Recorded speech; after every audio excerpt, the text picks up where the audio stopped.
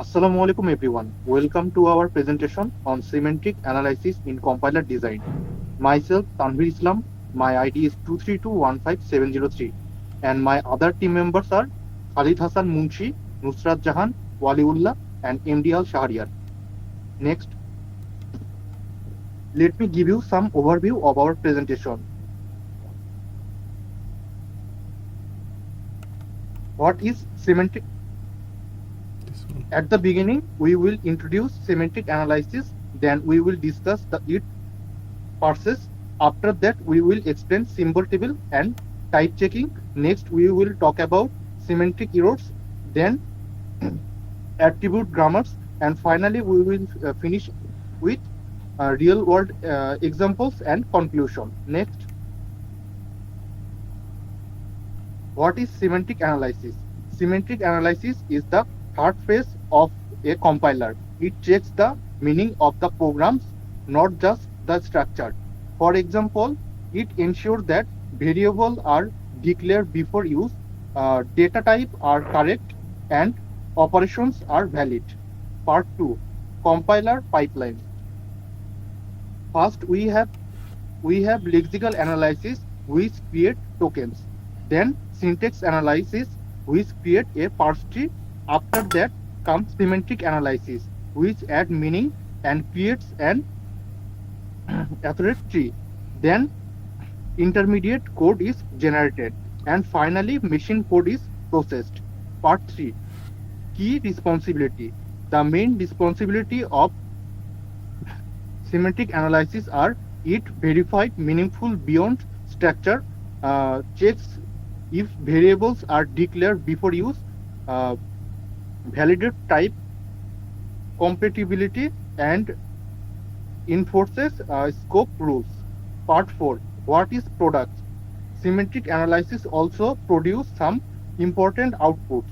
It detects error early, builds and use symbol table and uh, proper data for code generation. Next, symbol table.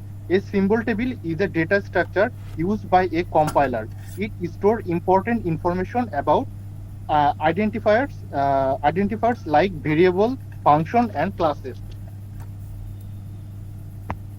For example, identifier the compiler keeps such as name, type, scope, memory, location, and other attribute information. Now let's look at the example simple table. Here we have an identifier x. It is an integer type, global scope, and stored at the memory address. Next, count. It is also an integer but has local scope and it used as a loop variable. Then name.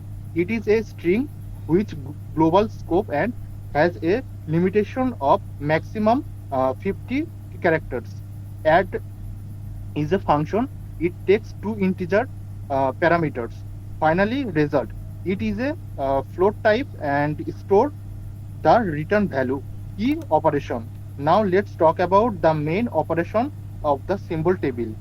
Number one, add a new identifier. 2, search for an identifier. 3, modify existing information. 4, remove an identifier when scope ends. 5, create a new scope. 6, destroy scope entire when existing. From the next topic, my team member Waliullah will give his discussion. Thank you, Tanvir. Hello, everyone. I am Edu Aliullah, ID 2411568. So, I am going to talk about the type checking of our presentation. So, type checking is an important part of semantic analysis in compiler design. Type checking makes sure that the data types used in a program are correct. It checks variables, expressions, and functions that are used with compatible types. This helps prevent errors in the program. So there are two types of type checking. You can see in the slide: static type checking and dynamic type checking. So the static type checking is done at compile time. Before the program runs, it can catch errors early, which makes the program safer and faster during execution. Languages there like C, Java, and C++, also Go, uses static type checking. Then here it comes the dynamic type checking. The dynamic type checking is done at runtime. It means while we run the program, in the case while the program is running, it is more flexible, but it can be slower because checks happens during execution. So languages like Python and JavaScript use dynamic type checking. So in this particular case, the program can be a little bit of slower than the static type checking because it happens while the code is running. So you can understand that. There are also some common rules. For example, in the assignment, the values type must match the variable type.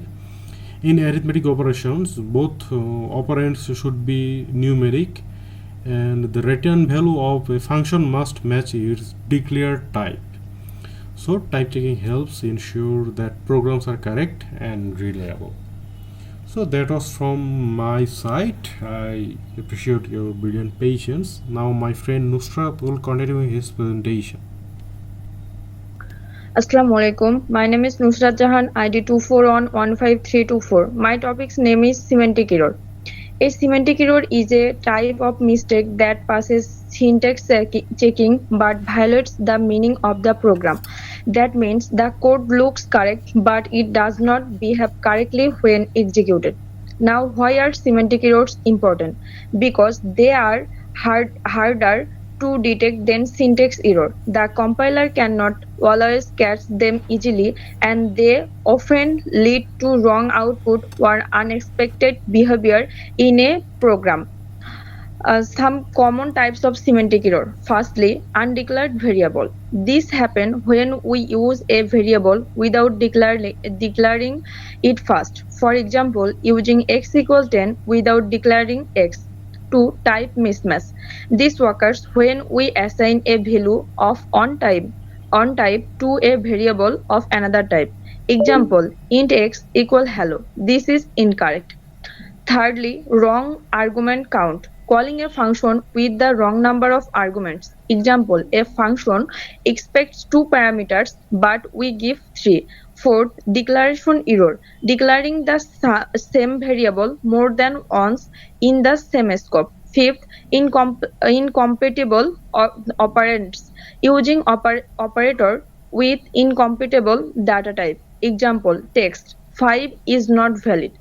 6. Return type mismatch. Returning a value that does not match the function's declared return type.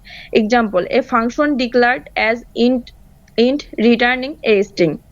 Now we can avoid some errors. Firstly, always declare variable properly. Secondly, you ensure data type match correctly. Third, carefully check function arguments. Fourth, follow proper program logic and structure. Now my friend Khalid presenting the next topic. Thank you, Nusrat. Assalamu alaikum everyone. My name is Khalid Hassan Munshi and my ID is 2411570. Now let's talk about attribute grammars. Attributes grammar extend context-free grammars by associating attributes with grammar symbol. They provide a formal mechanism for defining how semantic information is computed during the parsing process. There are two types of attributes used in attribute grammars: synthesized attributes, which are computed from child node in a bottom-up manner; inherited attributes, which are passed from parent or siblings node in a top-down manner. These attributes facilitate the flow of semantic information across the parse tree. Next slide, please. The process of semantic analysis typically involves the following phase: declaration processing, scope resolution, type inference and type checking, validation of semantic rules, annotation of the parse tree, and preparation for intermediate code generation. That's all from me. Now my next teammate discuss about the real world application. Thank you, Khalid. Assalamu alaikum. I am Imdial Shariat. My SIN ID 241158087. Now I am going to talk about real world application. In compiler like GCC, G++, and Java, semantic analysis checks type variable and class structure before the program runs. It helps catch errors like undeclared variables or wrong data types early. In modern scripting, tools like MyPy in Python also use semantic analysis to verify type hints. Even in IDEs like VS Code or IntelliJ, the red the red underlines and warning we see are results of semantic analysis helps us write cleaner and error-free code. Next slide. Now let's summarize the key concept. Semantic analysis is the third phase of a compiler focusing on the meaning of the code. The symbol tree stores important information like variable, types, and scope. Type checking ensure correct use of variable and function. It also detects semantic errors such as undeclared variable or incorrect arguments.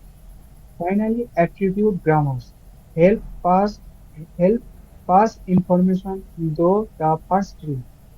The next slide. Conclusion.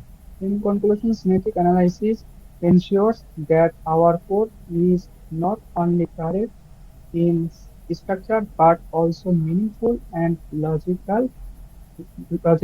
Thank you all everyone.